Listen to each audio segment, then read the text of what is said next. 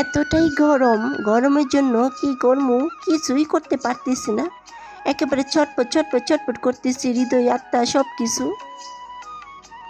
আর কি করবো বলেন, হঠাৎ গরমের পরে যদি রাত্রে বৃষ্টি চলে আসে, বৃষ্টির পরে সকালে বৃষ্টি, দুপুরে বৃষ্টি, বৃষ্টির দিনে কাঁঠাল না খাইলে কি হয় বলেন তো।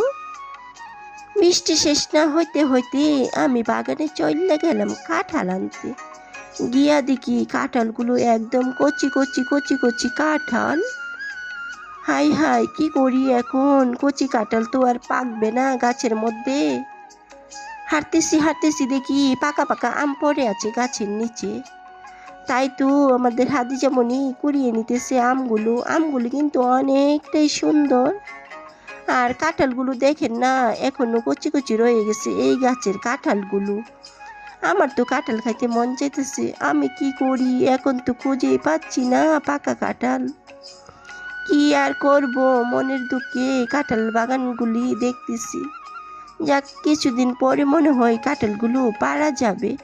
যা বড় বড় কাঁঠাল ছিল সবগুলো তো আগেই পেরে নিয়েছি।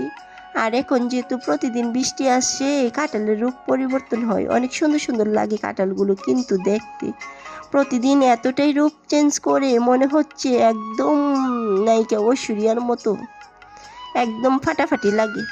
আর এ পাশে দেখেন না, আমার লিচু গাছে একদম লিচু শেষ।